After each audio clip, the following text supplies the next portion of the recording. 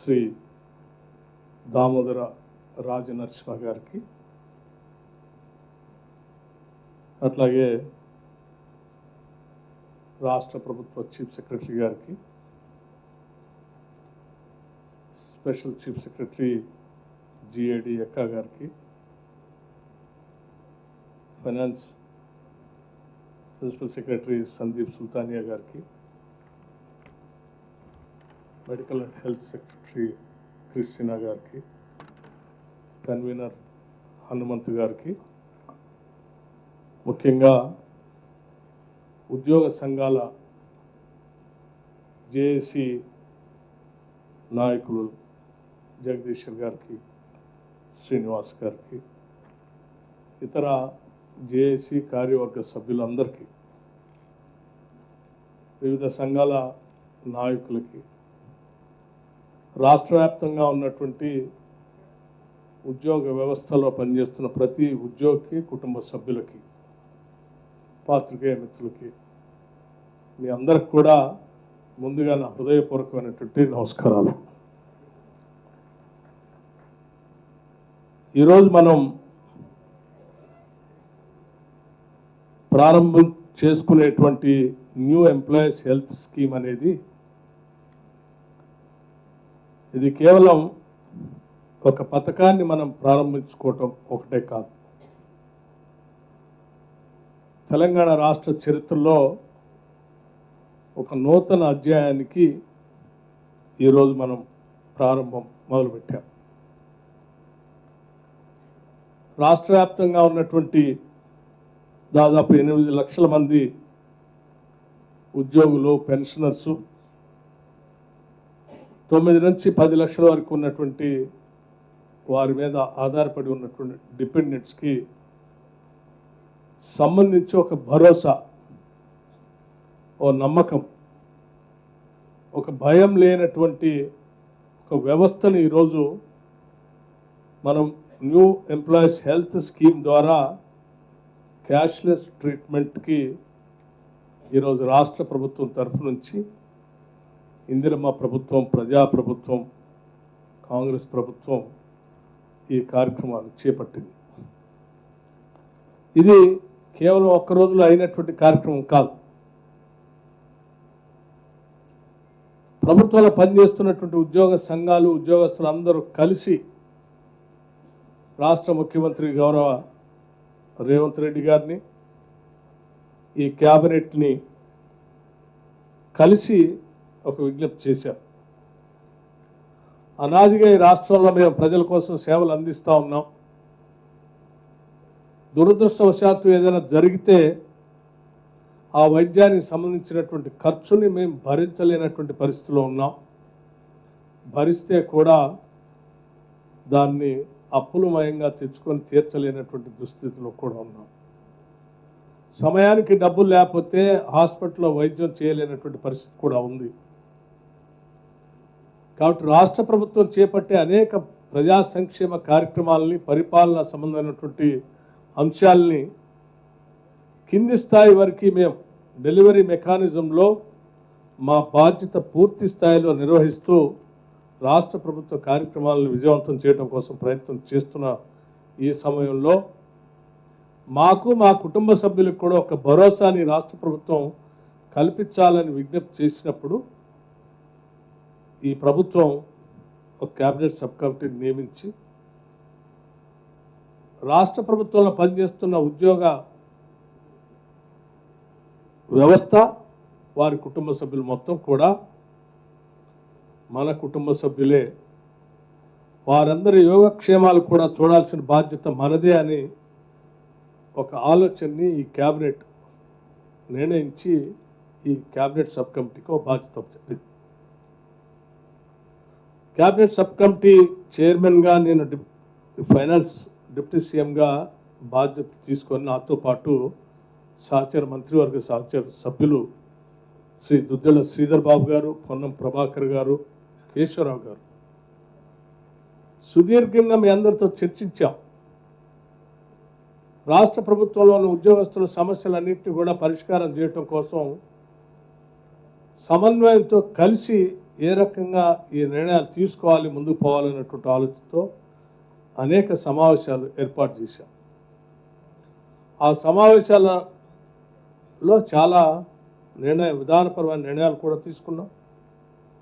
అనేక విధానపరమైన నిర్ణయాల్లో ఒక ప్రధానమైన నిర్ణయం ఈ న్యూ ఎంప్లాయీస్ హెల్త్ స్కీమ్ అనేది కూడా ఒక ప్రధానమైన నిర్ణయం. ఈ ప్రధానమైన నిర్ణయం తీసుకోవటం కోసం కాంట్రిబ్యూటరీ వ్యవస్థని ఏర్పాటు చేయాలి,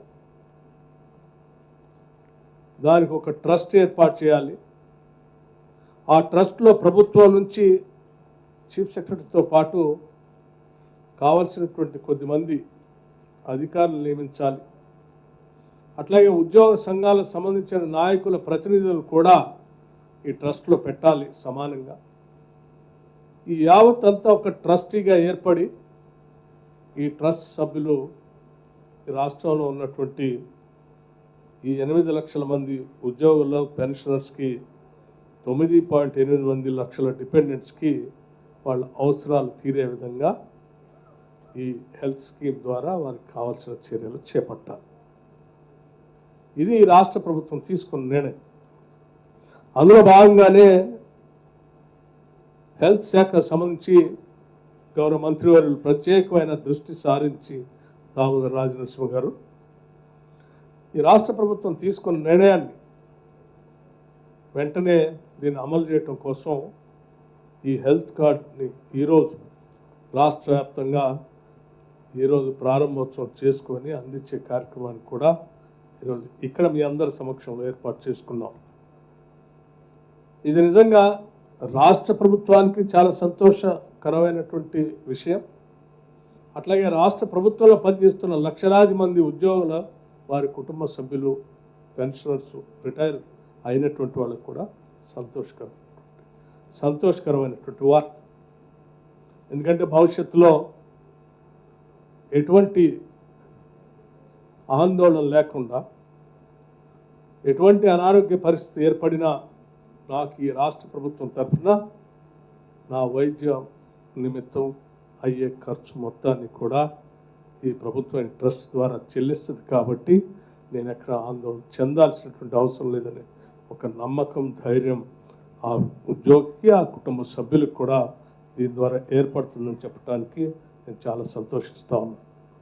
అటువంటి నమ్మకం, ధైర్యం రేపు మీరు చేసేటువంటి పని దినాల్లో కానీ, సమయాల్లో కానీ, మీ నిబద్ధతలో కానీ, ప్రజలకు మీరు అందించే సేవా కార్యక్రమాల్లో కానీ పూర్తిగా పెద్ద ఎత్తున పనిచేయటానికి మీకు కూడా ఒక రకమైనటువంటి బాధ్యత, గౌరవం, నమ్మకం కూడా దీని ద్వారా కలుగుతుందని చెప్పడానికి ఈ ప్రభుత్వం తరఫు నుంచి నేను చాలా సంతోషిస్తూ ఉన్నాను. గౌరవ ముఖ్యమంత్రి గారు పదే పదే ఈ రాష్ట్రంలో మనం ప్రత్యేకంగా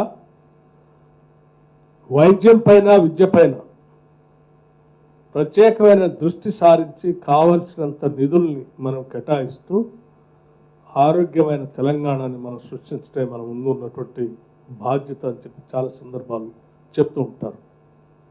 దాంట్లో భాగంగానే రాష్ట్ర వ్యాప్తంగా 5 లక్షల నుంచి 10 లక్షలకు పెంచినటువంటి రాజీవ్ ఆరోగ్యశ్రీ కార్యక్రమం కానీ, లేకపోతే ఈ రాష్ట్ర ప్రభుత్వం ప్రజాప్రభుత్వం ఏర్పడిన తర్వాత సంఖ్యని ఉన్నటువంటి 1,15,00,000 కుటుంబాలకి 1,06,00,000 కుటుంబాలకి రాజీవ్ ఆరోగ్యశ్రీ కార్డుని 5 లక్షల నుంచి 10 లక్షల వరకు ఈ 1,06,00,000 కుటుంబాలు, రాష్ట్ర వ్యాప్తంగా ఉన్నటువంటి కుటుంబాలు ధైర్యంగా ఆ సంవత్సర కాలంలో ఎటువంటి ఇబ్బంది ఏర్పడినా 10 లక్షల వరకు కార్పొరేట్ హాస్పిటల్స్లో కానీ, ప్రభుత్వ హాస్పిటల్స్లో కానీ వైద్యం చేయించుకునేటువంటి వెసులుబాటుని ఈ ప్రభుత్వం కల్పించిన విషయం కూడా మీ అందరికీ ఈ సందర్భంగా నేను గుర్తు చేస్తాను. అలాగే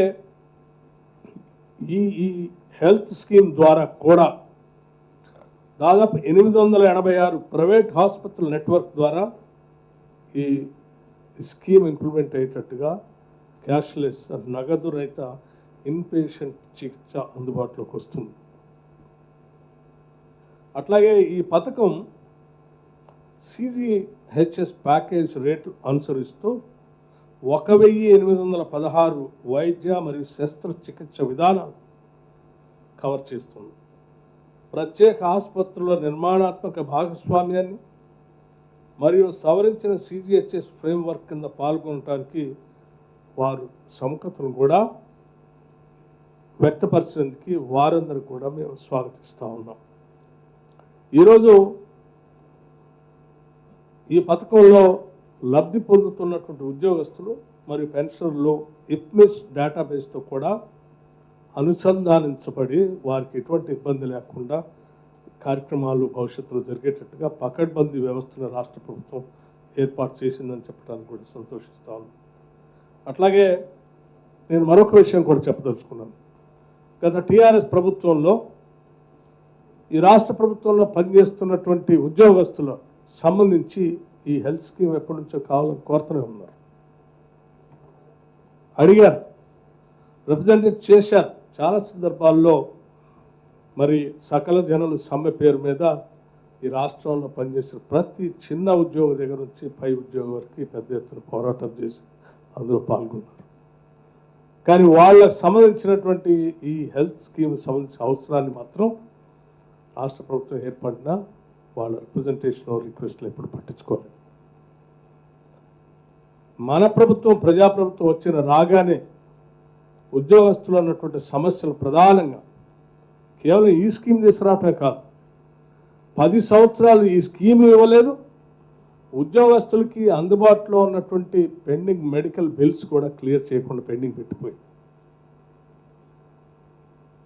వేల కోట్లు పెండింగ్ పెట్టిపోయింది ఉద్యోగస్తులకు సంబంధించిన పెండింగ్ బిల్స్, దాదాపు నియరింగ్ అబౌట్ 10,000 crores, 10,000 కోట్ల రూపాయలు ఉద్యోగస్తులకు సంబంధించిన పెండింగ్ బిల్స్ అలా వదిలేసి వెళ్ళిపోతే మీ అందరితో కూర్చొని మాట్లాడి దశల వారీగా క్లియర్ చేసుకుంటూ పోవాలన్నటువంటి ఆలోచనతో మొదటి నెలలో కొంత, ఆ తర్వాత దాన్ని పెంచుకుంటూ 500 కోట్ల నుంచి 750 కోట్ల నుంచి 1000 కోట్ల నుంచి ఈరోజు 2,000 కోట్ల రూపాయలతో ప్రతి నెల వాటిని క్లియర్ చేసి సాధ్యమైనంత వరకు త్వరితగతిన ప్రతి నెల మినిమం చేసి వాళ్ళ పెండింగ్ బిల్స్ లేకుండా చేయాలన్న ఆలోచనతో ముందుకు పోతున్నాం.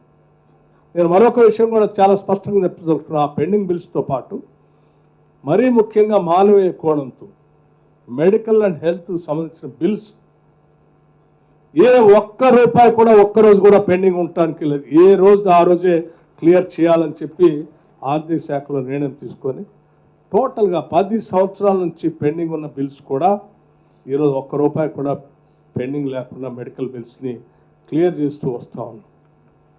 మెడికల్ అండ్ హెల్త్ సంబంధించిన పెండింగ్ బిల్స్ ఎందుకు అంత సీరియస్గా తీసుకొని చేస్తున్నాం అంటే, ఎంతో ఈ ప్రభుత్వానికి ప్రజలకు సేవ చేస్తున్న ఈ ఉద్యోగం సంబంధించిన కుటుంబ సభ్యులు ఏదో ఆసుపత్రుల్లో వైద్యం చేయించుకొని వస్తే ఆ బిల్లు ఎక్కడో అప్పు తీసుకొచ్చి కట్టితేనో లేకపోతే ఇంకో రకంగా ఉంటుంది, అది తీర్చలేక రోజు వాళ్ళింటికి ఎవరో వస్తే తను మదన పడుతూ ఇక్కడ ప్రభుత్వంలో వచ్చి పనిచేసే అవుట్పుట్ కూడా సరిగా ఉండదు.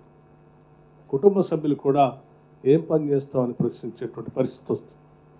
ఇది అత్యంత మానవీయ కోణంతో చూడాల్సిన అవసరం ఉందని చెప్పి మాకు ఎన్ని ఇబ్బందులు ఉన్నా మెడికల్ అండ్ హెల్త్ బిల్స్ మాత్రం ఎట్టి పరిస్థితుల్లో ఆపేది లేదని చాలా స్పష్టంగా చెప్పి ఆదేశాలు ఇచ్చి ప్రతి నెల ప్రతి 15 రోజులకు ఒకసారి నేను మెడికల్ అండ్ హెల్త్ బిల్స్ సంబంధించి రివ్యూ చేస్తూ క్లియర్ చేసుకుంటూ వస్తాను. ఇది ఈ రాష్ట్ర ప్రభుత్వ ఉద్యోగుల పట్ల ఈ ప్రభుత్వానికి ఉన్నటువంటి నిబద్ధత, ప్రేమ, అభిమానం, ఆత్మీయత అని చెప్పడం కోసమే నేను ఈ ఉదాహరణ మీ దృష్టికి తీసుకొని వస్తూ ఉన్నాను.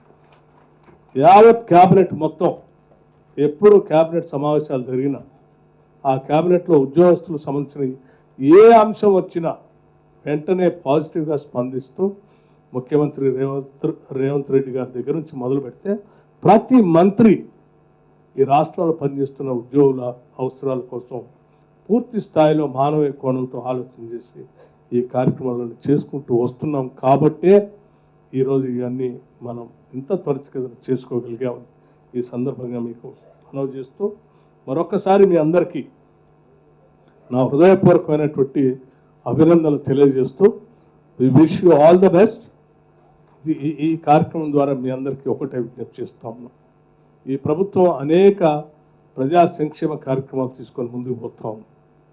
అది సన్న బియ్యం కావచ్చు, రాజీవ్ ఆరోగ్యశ్రీ కావచ్చు, ఉచితంగా ఆర్టీసీ బస్సులో మహిళలకి ఉచితంగా మనం ఉచిత ప్రయాణం చేసే వ్యవస్థ కావచ్చు, లేకపోతే రైతాంగ సోదరులకు ఉచితంగా ఇచ్చే కరెంటు బోర్వెల్స్ సంబంధించిన 30 లక్షల బోర్వెల్స్కి ఇచ్చే ఫ్రీ పవర్ కావచ్చు, లేకపోతే ప్రతి పేద మధ్యతరగతి కుటుంబాలకు సంబంధించినటువంటి వాళ్ళకి 200 యూనిట్లు ఫ్రీ పవర్ కావచ్చు, లేకపోతే ఈ రాష్ట్రంలో ఉన్న 1,06,00,000 కుటుంబాలకు సంబంధించి సన్నబియ్య పంపిణీ కావచ్చు, రాజీవ్ ఆరోగ్యశ్రీ కావచ్చు. ఏ ప్రజాహిత సంక్షేమ కార్యక్రమాన్ని ప్రభుత్వం తీసుకున్నా ఆ కార్యక్రమాలన్నింటినీ ప్రజల దగ్గర చేర్చడం కోసం మీరంతా చిత్తశుద్ధితో, నిజాయితీతో, మానవీయ కోణంతో ఆ ప్రజలకు అందించే కార్యక్రమంలో పెద్ద వారధులుగా పనిచేయాలని చెప్పి మీ అందరికీ మనస్ఫూర్తిగా కోరుకుంటూ ముగిస్తా ఉన్నాను. నమస్కారం. జై హింద్, జై తెలంగాణ.